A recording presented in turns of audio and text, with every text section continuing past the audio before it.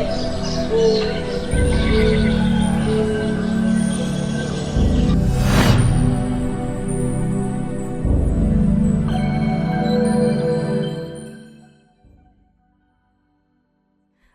alaikum everyone.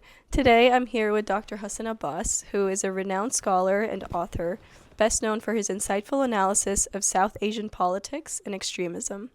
He's the author of several influential books, including The Return of the Taliban, which examines the political, social, and security dynamics that have shaped Afghanistan's turbulent history. With his extensive background in international relations and security studies, Dr. Abbas has contributed valuable perspectives to the understanding of regional conflicts and radical ideologies. His expertise and work have made him a prominent voice on issues related to terrorism, state security, and the geopolitics of South Asia. Dr. Abbas, thank you so much for taking the time to be here with us. Thank you so much. We will start with a few introductory questions about your background, and then we will go into some of the books that you've published over the years. And we will end with some advice that we can give to all of our listeners. Certainly.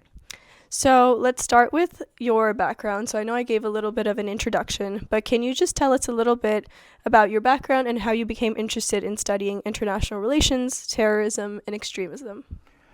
Thank you very much. It's a real honor and delighted to be with you. My background, I'll start backwards. I'm now professor, and what the title is Distinguished Professor of International Relations at the National Defense University in Washington, D.C., which is the flagship U.S. program. We teach our students from all over the world. Most Muslim countries are represented. We get their senior diplomats, their military officers, intelligence officers, and some other officials as well.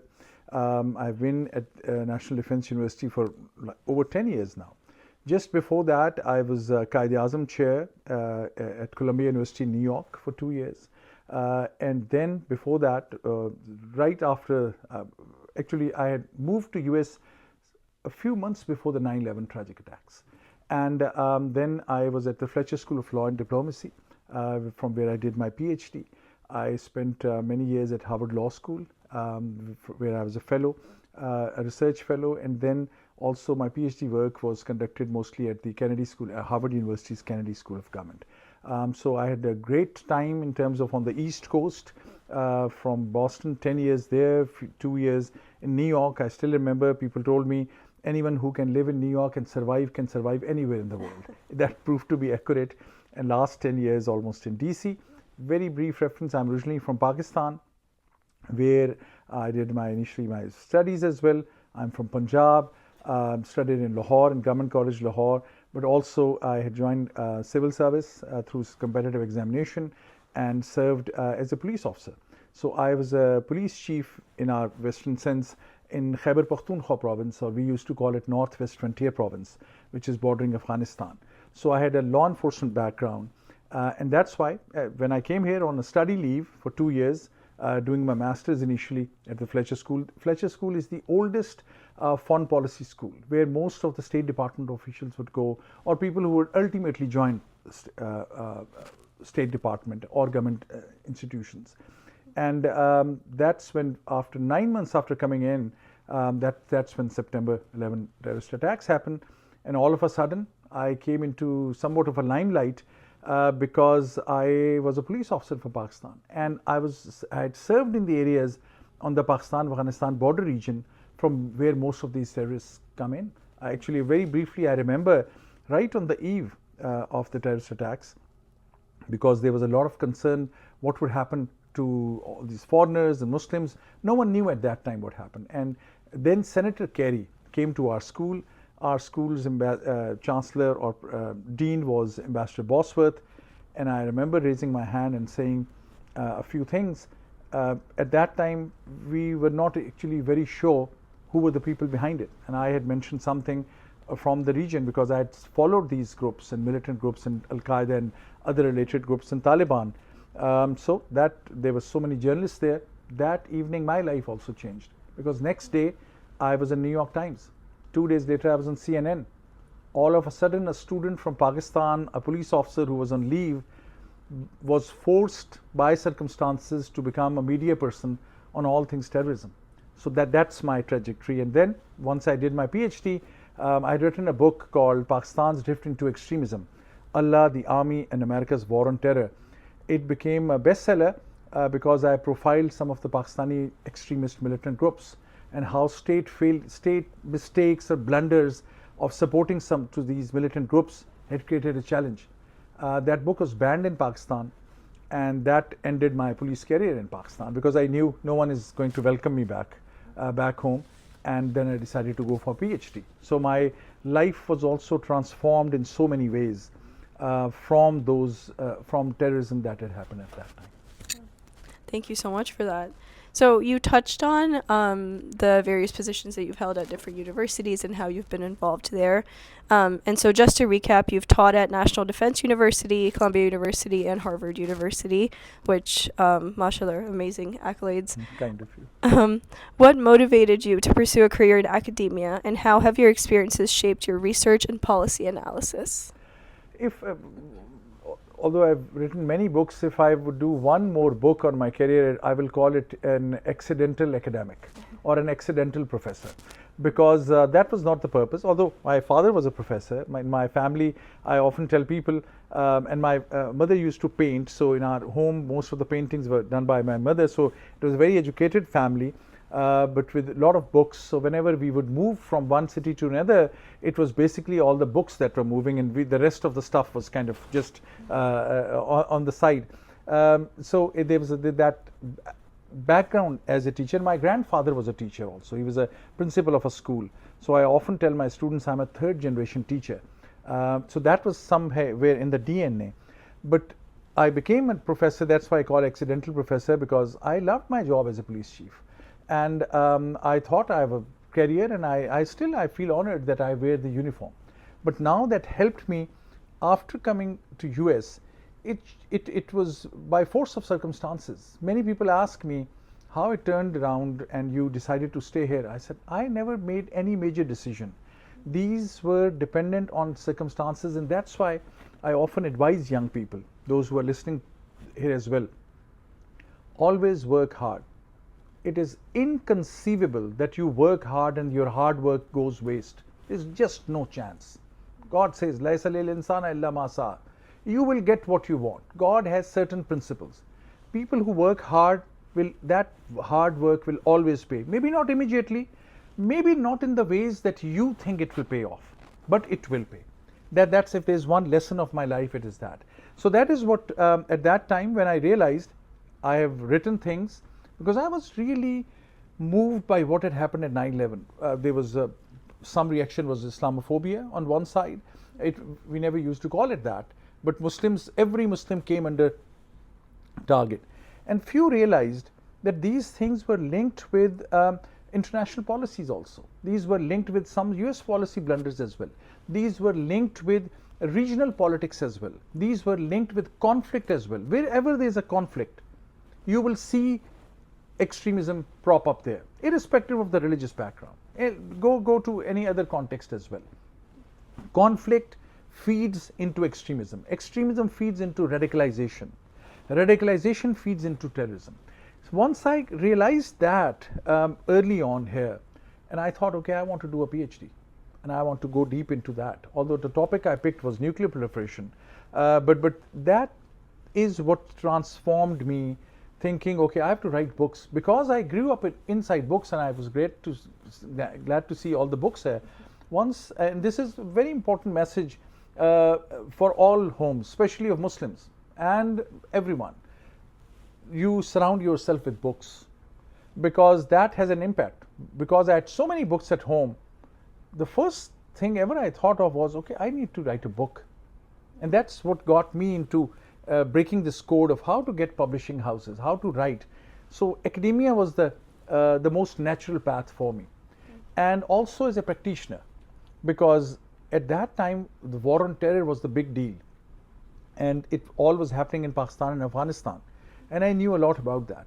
So, or somewhat, I thought I knew a lot about it, but then that got me pushed into everything that I did became relevant. So academia and the policy world was a natural path for me. So that's how it worked out initially because I'd worked hard, I was dedicated, I was very, very passionate about things that I was doing. And that opened so many doors for me. Thank you so much for that. Not to deviate from the conversation too much, but I had another question kind of related to that. So, of course, you've, done a ton of things in your professional life. What's your stance on doing multiple things at once? Because you're mentioning, working hard and kind of focusing on, whatever your target is. But what would you say to young professionals who are maybe interested in doing multiple things? Like, do you feel that there's enough time in the 24-hour day to kind of get successful at doing multiple things at once? Excellent question. Because there are various theories on this. And if I would reflect on my life, I was always doing 2 or 3 things. And this is what I always recommend to my students in a different sense. I tell them, and this might be relevant for your audience here as well, keep your options open in a sense that you should not be restricted to one specialized field. In this day and age where AI is taking away so many jobs, where the model of jobs and your expertise in a global sense is changing, and you really have to catch up with so many things at all the time. There are new social media platforms, for example, and various other ways as well. So unless you are adaptable, unless you are capable to do variety of things, you'll not be relevant, because different opportunities may come up in a different field. And if you have your hand a little bit in 2 or 3 areas, that is helpful. I'm not saying jack of all trades and master of none. No, I'll get back to that in a second. Develop your main expertise. In my case, it was South Asia, politics, religion, and conflict. I was able to say, okay, I'm a former police officer, so I know something about terrorism. I would get into any debate and tell them, no, I exactly know it. And when I came to US, I realized there were so many armchair experts who had never been to the region, but because they were big names, they came from big universities, they maybe looked handsome as well. They claimed, okay, I'm the top expert on a certain thing. And I said, have you been to Afghanistan? Have you been to Pakistan? What do you know about it? I remember I used to be every week on MSNBC. That was a big deal at that time to get into that because of my police background. So I kept on building on that in academia, but I started, if I may call it almost a parallel life. One which I learned your passion and your work with your community. And that were very interesting years. On a side note, I'll mention that's the years when a new Muslim organization called Universal Muslim Association of America, Ummah, came into being. It was linked to Iraq, that was happening. There was people used to call it Shia Crescent in a kind of negative way as well. But there was a change, global political change. And I realized unless I'm linked to, actually my first trip from Boston ever out was in New Jersey, because there were some folks who were creating this new organization. I'm just mentioning it. I realized it was hard as a student for me even to get on a train from Boston to come to New Jersey. Just to give an idea. So if their resources are limited, don't worry. Things open up. But that parallel life working with the community, I think created a new avenue for me, so that in terms of your identity, you associate with some people. You have a cause. It's not just the job. It's not just making 2 ends meet. It is your larger community. What are you contributing to the society? My community networks allowed me, and I must add, I was in a good position in a sense. I belonged to a family which was mixed family, a Shia father and Sunni mother, but my wife was from Sunni background, so we used to go 1 week to a Shia center, 1 week to a Sunni one. So we got networked in both. And a tragic realization was that both these communities in parallel, the Shia and Sunni, were not interacting with each other. Yeah. And that further created an opening because of our backgrounds. Okay, we need to engage with both. And and then we had 3 girls at that time, all very young. I came to US with a 2-year-old and a 4-year-old. And the third daughter was born within few months of my starting my master's degree. So with 3 girls, one always used to call herself Pakistani because she was born there. The middle one was born in England. She always thought she's British. The youngest one was born in America. So they used to introduce themselves as a Pakistani, as an American, and as a British. And so that was the identity. And we realized what are we going to tell our daughters if this is the future in this country? So this multiple things helped me. An academic career, a policy career. I learned in this country, the United States is a global superpower, not only in terms of its military power and economic power, but in terms of ideas as well. And I learned that there are so many opportunities in think tanks and other businesses. If you have an expertise, and even if you are a professor, there's so many people in the policy world who are interested in you. And I kept one hand in the think tank world as well. I always had an academic position, an adjunct position as a fellow at Harvard, then at Columbia. Again, if I have to, coming back to summarizing my point, keep many options open. Invest more on one side so that if someone asks you, okay, what are you really good at, or where your degree is, you should be able to mention one specific thing in which you excel, in which you compete with the best in the market. That's your identity, that's where specialization. But at least on 2-3 other sides, invest in learning the new skills, invest in the community, build your networks. Anything, my last word on the last idea on this, I should say, is your networks. The more the people you know, the more people you have advised, because it's always a two-way traffic. You help someone, ultimately you will get help support from them. So it's networks, and networks should not be restricted. Muslims should not only be interacting with Muslims, the Sunnis with Sunnis, or Shias with Shias. It has to be broad-based across different areas, across different fields. Those networks always help. Wonderful. Let's switch gears to talk about some of the books that you've written in the past. So we're going to start with The Return of the Taliban. And so this is your latest book, and it explores the current state of Afghanistan after the U.S. withdrawal. What inspired you to write this book, and what were some of the most surprising findings or insights you uncovered during your research? Thank you very much for the way you have framed it. This indeed is my latest book. It is by Yale University Press. There's a background to it because my previous book in 2014 was also by Yale, was called Taliban Revival. And I had predicted and projected that Taliban will ultimately come back into power. And when I was asked why, and I taught Afghan military generals, I taught Pakistani generals, the US military. I led the program, what we call AFPAC Hands program in National Defense University, where all US senior officers who were going to Afghanistan, we would train them. And I could see early on in 2014 that we are doing something that is not right. We are spending tens of billions of dollars, but we are trying to create something which mirror us as a democracy. That society is different at a different cultural level. I'm not trying to be demeaning to them, but the cultural norms were different, the educational issues, the way the social anthropological norms were active were different. And then we were trying to build institutions which were very, very modern and very, very different, not linking them to what was the strength of Afghans. And in parallel, Taliban were doing things at great speed. And they had not only religion on their side from their perspective, but tribalism as well, and the rural areas as well. So I had projected this. So once Taliban went back successfully in Afghanistan, Yale, my editor called me and said, now what you projected has come true. Can you write another book? And I was given 6 months. So I went to Pakistan, I went to Doha, I talked to Taliban, and I explained who their new leaders are, what are they thinking. Is sectarianism at play?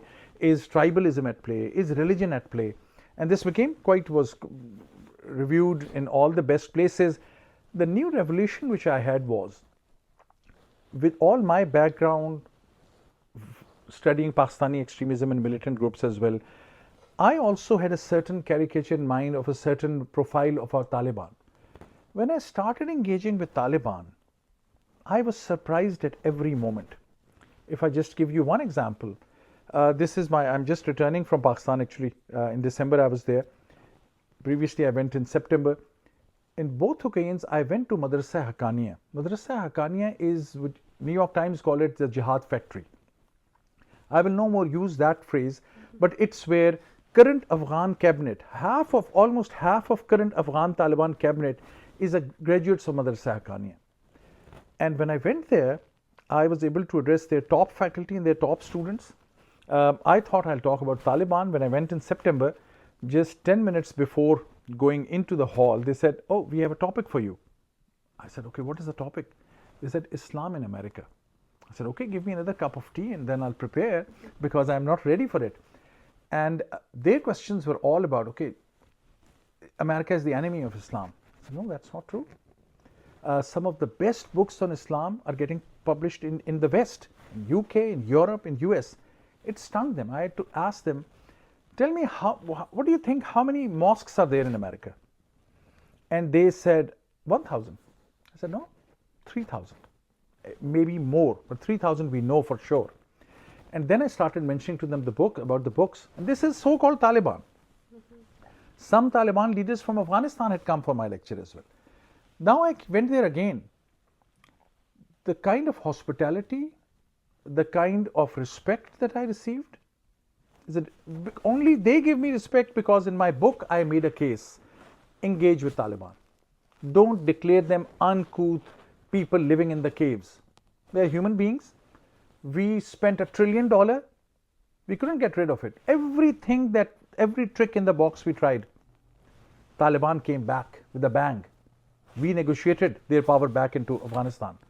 There is something that we missed. And I thought I'll explore that. That's what that book is about.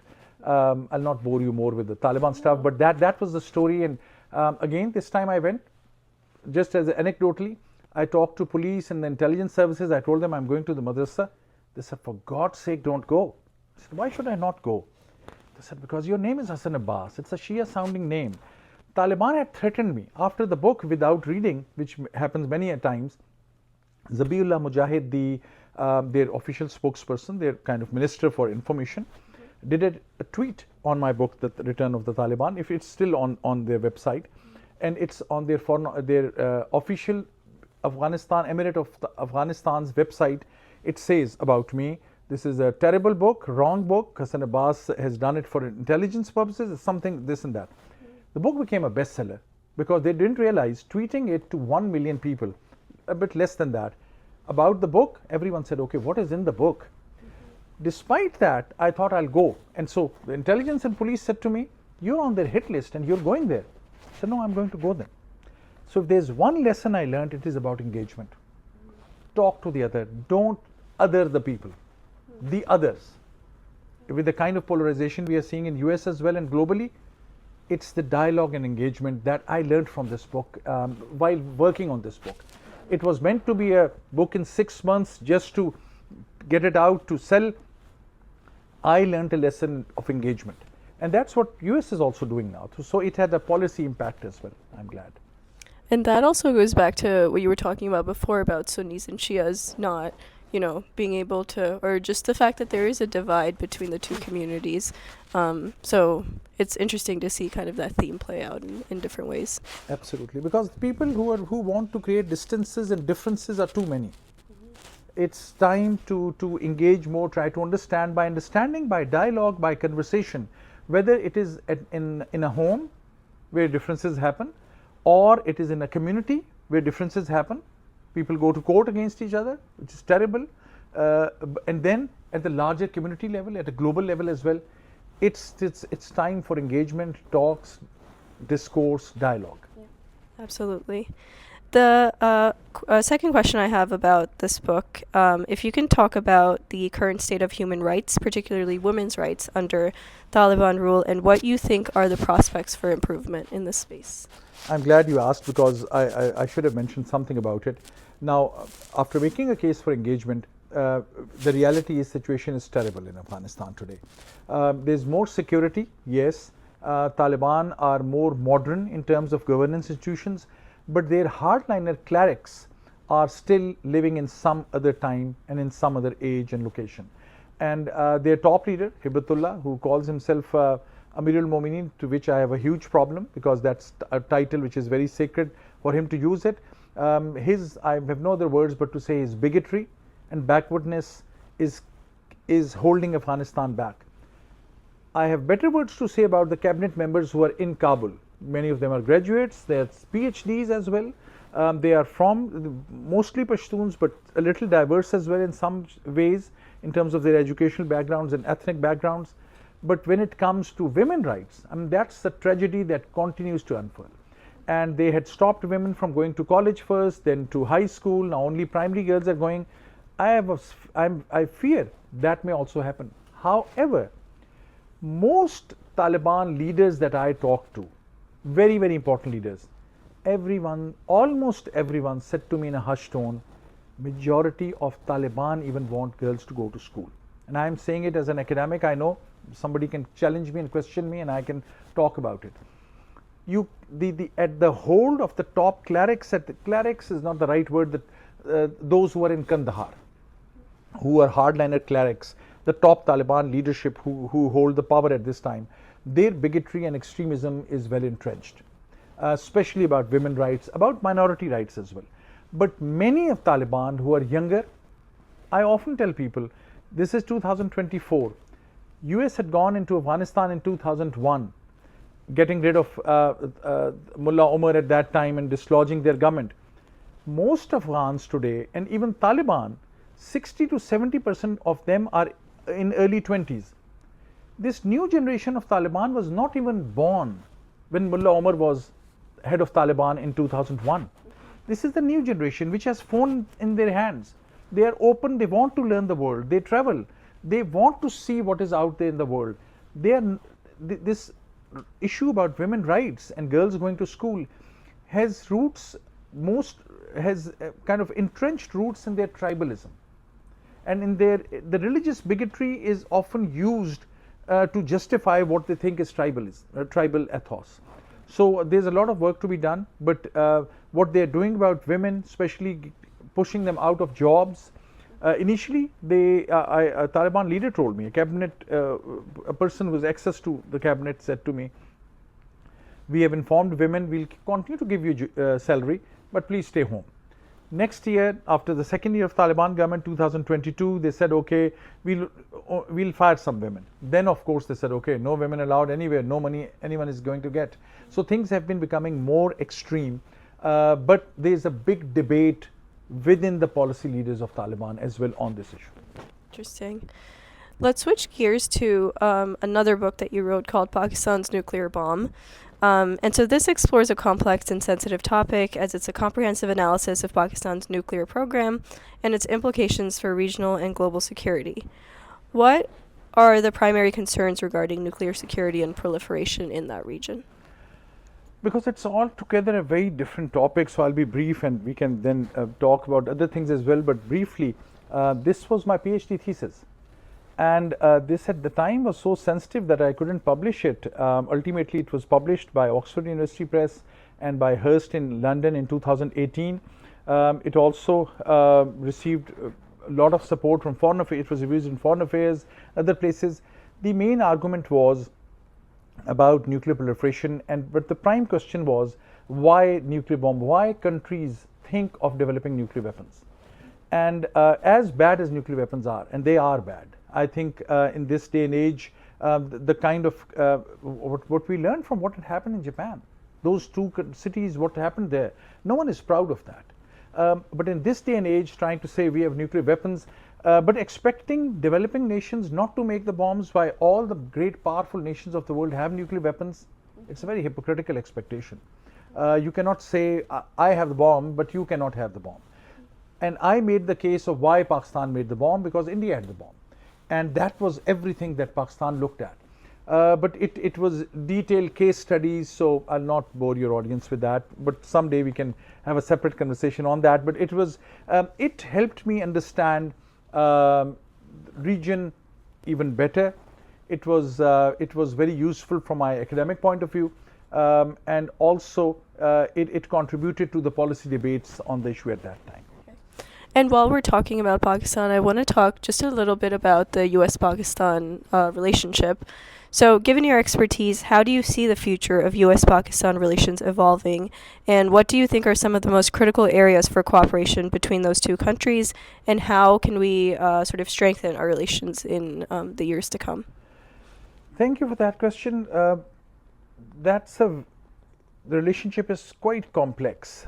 Pakistan had functioned as a US frontline state, as a great ally and partner during the 1950s and 60s, because Pakistan was seen as a country which was close to the US. Every other country in the region was pro-Soviet Union, so Pakistan was seen as a country which is the West's defense. So it was part of the various military alliances. It reminds me of my first book's title and a theory in Pakistan. It is called the AAA theory. My first book, Pakistan's Drift into Extremism, Allah, the Army and America, was built on this idea. If you ask anyone in Pakistan, what are the three things that rule Pakistan? They would say Allah, Army and America. So my question in my first book was, is it true or not? And I figured out it's true actually. That's what I proved, because US-Pakistan relations played an extremely important role in Pakistan's direction. But in the process, what happened was that Pakistan became a national security state. And everything between US and Pakistan was security driven. So then the people are not at the heart of the relationship. And wherever there are two countries where the relationship is too transactional, too much focused in one area, and their people are not talking to each other, their people don't like each other, then the relationship cannot be sustainable. So the future of relationship is, currently Pakistan is a recipient of the second highest number of Fulbright scholarships. That's a great relationship. Educational opportunities, business opportunities. Pakistan is going through a very tough period in terms of its economic growth, in terms of other security challenges as well. We hope the relationship, not only of Pakistan, but the regional relationship, because it's linked to India, it is linked to Afghanistan.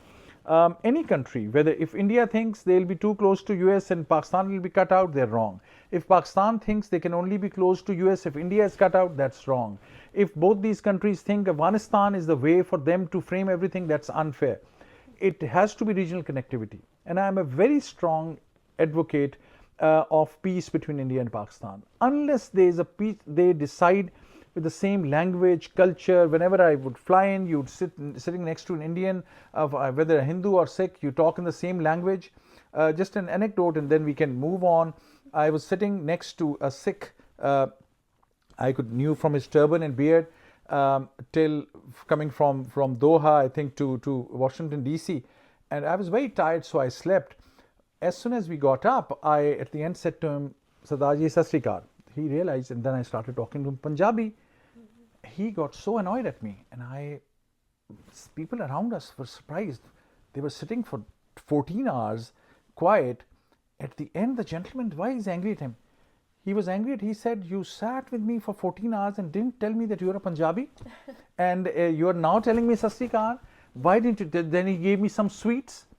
He said, okay, that's my gift for you. But if you had talked to me, we had a lot to talk about. And I said, my apologies, Sardarji. I mean, I'm just saying, was Islam and Sikhism at play? Was something? No, it was culture, language. There are so many things which bond people together. So it's high time for that region to resolve and solve the problem in Afghanistan together. That's how I would frame it. Yep. Let's go back to sort of what we were talking about before, or just in general about extremism. So right now we're in an age where technology is booming, and it's we're surrounded by it in every sense. What role do you think social media and online platforms play in the spread of extremism, and how can social media be used to sort of counter that? So we know that it's used positively and negatively. What are your thoughts on that? Yeah, of course, this is something that cuts both ways, and in this day and age, while those who mean well also connected benefit from this in terms of their networks. Remember, I was talking about networks and linkages and building relationships and bridge building. But extremists also use it in so many different ways. Criminals as well. Wearing my hat as an old former police officer, the way organized crime, the human traffickers, those who exploit sex and prostitution and other things. By the way, I'm mentioning this because I run a course on human trafficking as well. The way this organized crime uses social media and internet is mind-boggling. It's a $150 billion strong economy. In human trafficking alone. The organized crime, the drug smuggling part is also huge. So this is a global challenge, and it can only be tackled by big global companies also. When it comes to extremism, that's the tragedy in terms of hate mongering also. In US, we still have a way to monitor at times groups and go after them because hate speech is not accepted in most cases. But when it comes to many developing nations in Middle East is also strong. They've invested a lot in this because they also want, it's also used as a tool to control. But extremists now also have these platforms through YouTube, so social media to connect. So all I can say is there's like this cybersecurity requires far more investment. I think the global regime to look at these extremist notions and how to counter those. I know Facebook had invested in this, Meta had invested in this, Twitter perhaps, or what we call that, X now, has been kind of lagging behind in this arena. But there's a lot to be done because with more global connectivity, these extremist organizations also find ways to connect.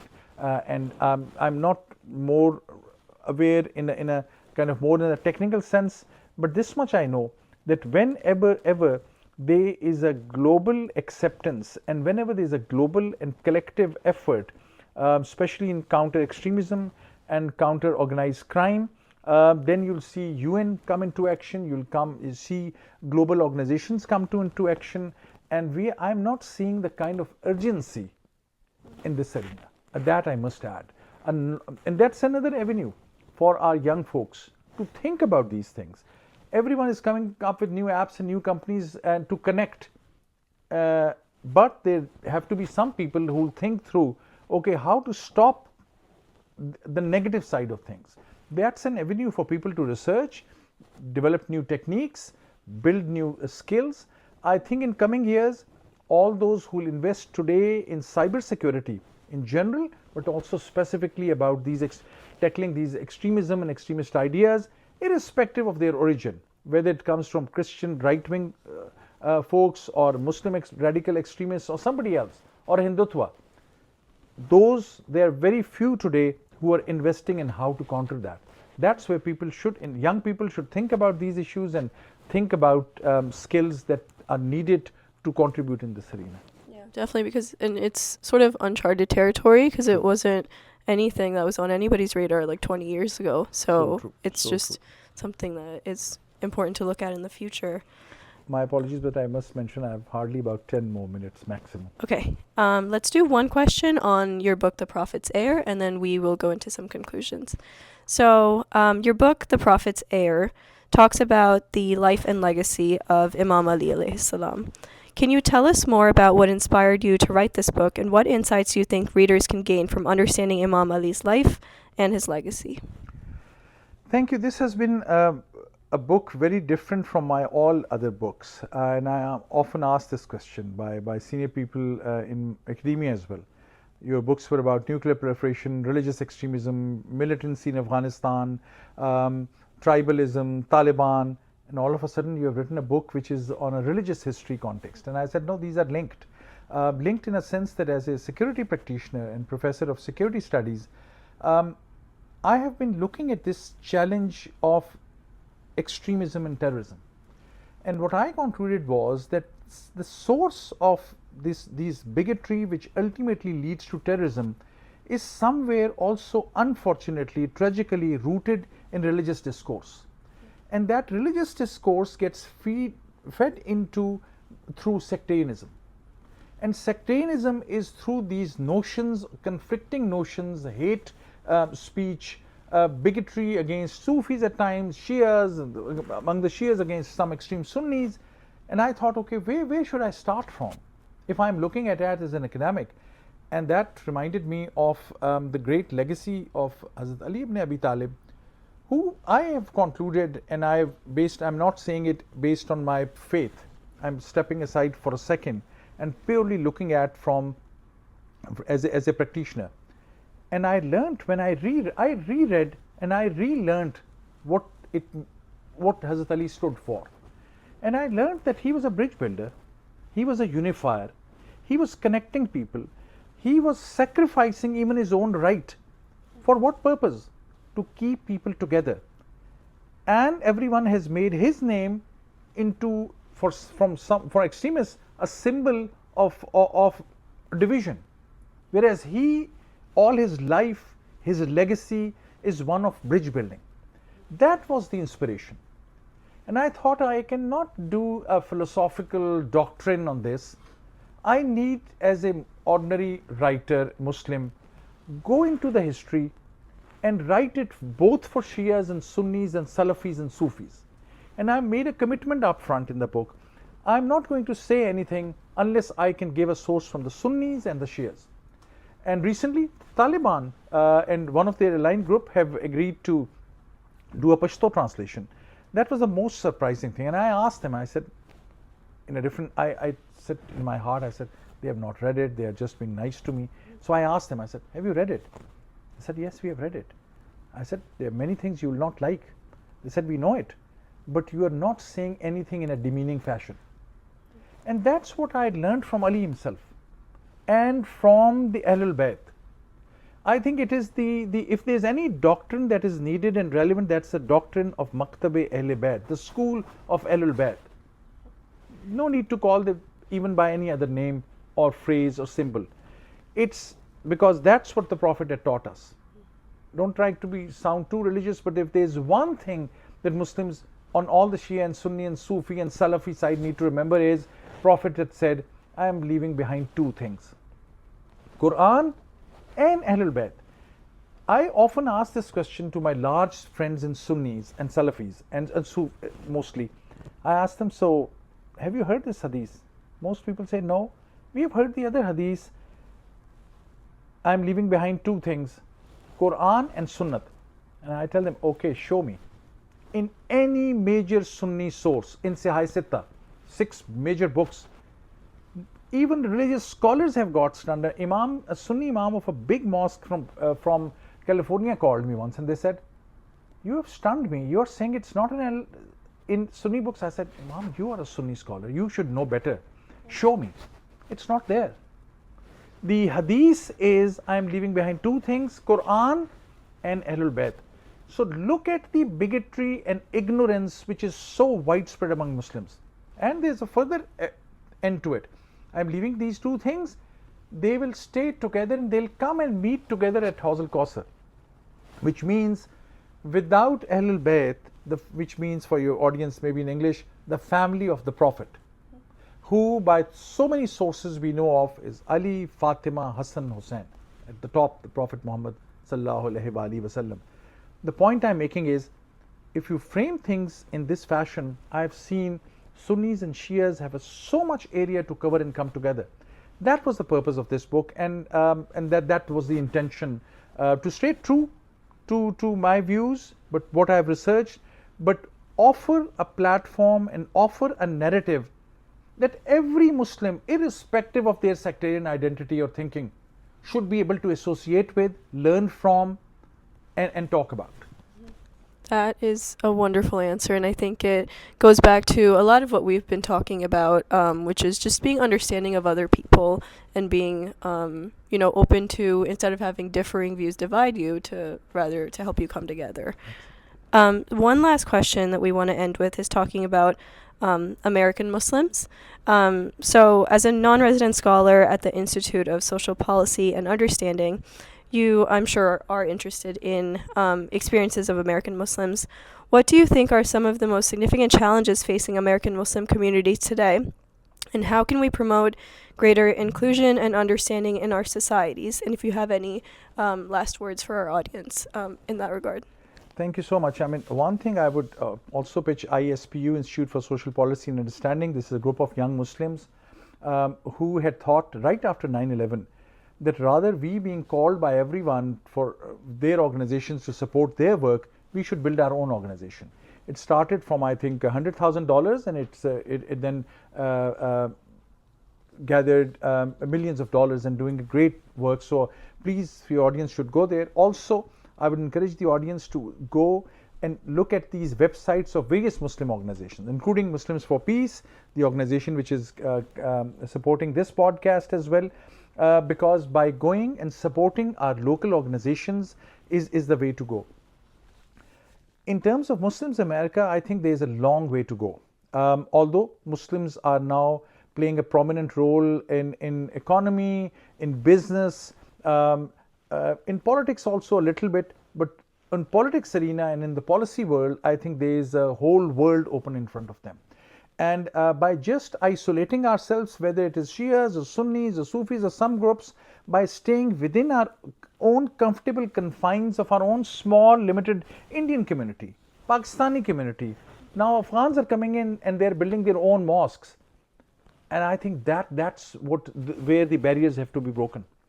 There are new young Muslims, I must add, new people who are converted to Islam. Many of them, they go back and leave religion because they come and they say, where we came, it's actually in the center, it's all about the Pakistani, whether Sunni or Shia. It's all about the culture. We are forced, whether it is food or something else or language. So these communities, our religion came as a universal religion. So Muslims, I'm not saying give up on your ethnic identity and your national identities. As an American, come understand the flavor of American Islam. It doesn't mean America has a conspiracy or a new version of Islam. It means stop first looking at yourself as a Pakistani, as an Indian, as an Arab, as a Lebanese. Why it's so many different centers with so many different groups who Arabs remain among the Arabs, the Persians are on the Persian side, the Urdu speaking on the other side. Within the Pakistani and Indian diaspora, the Punjabis have their own centers. And I often see the Hyderabadi versus this and that. The reason I'm mentioning this is, being part of all these activities, an ordinary American, when they ask you about the Muslim contribution, will you first start by telling about Pakistan or Afghanistan or Lebanon or Iraq? I think the time for the networking going beyond our identities, which I'm not saying get rid of those identities, be proud of your identity, but Islam as a religion is neither Pakistani, nor Lebanese, nor Iraqi, nor Iranian, nor Saudi, nor Egyptian, nor Turkish. And each of these countries, I bet, invest also in their own flavor. Enjoy the diversity rather than unanimity or forced unanimity. So that's I see. I think once we put our own house in order as American Muslims, enjoying, respecting the diversity, only then you go forward. There's only 2 mosques that I know of across America, out of those 3,000, maybe 3,500 mosques, where both Sunnis and Shias go and have their prayers side by side. One is the New Crescent Islamic Center in Washington, D.C. There's one in Florida, I've heard, or in Atlanta. I'm sure there are a couple of more, but I can't bet that there are 10 more. That's also high time to go above those entrenched isolationary models that we have adopted. I leave with just one question, and I don't have an answer to that, but I want people to think about it. For the Shia audience, for example, and I hate to frame it like that, but do you think the Imams, the 12 Imams, the 11 Imams and 12 Imams, when they were at the peak of their contributing their role as Imams, whether they had built separate mosques for themselves, saying, this is my mosque, only people who believe with me, support me, or my ideas should come here, or that I will not go to mosque X because the enemies who are my enemies are in that mosque? I couldn't, as a researcher, I'm telling you, I couldn't find an instance. Or even both in the Shia, they need to rethink about how much isolation they are in terms of their narratives. And unless we break that barrier, I don't see progress, whether in a spiritual sense or even in a political sense. Sorry if I may sound hard on this point, but I think that's the point of start. We are much stronger together than we are apart. Absolutely. Yeah. Well, thank you so much, Dr. Abbas, for your time today. We appreciate all of your insights and for you taking the time to be here with us. So really honored and very grateful to the organization, to my dear friend Mustafa Abdi, who's behind this, and the Muslims for Peace organization and some other organizations. The Muslims, the way they are contributing in New Jersey area, everyone is proud of them. New Jersey has shown a model, I really mean it. a model to many Muslim communities across US that this is the way to go. My best wishes and prayers for the community here especially. Thank you so much. Thank you.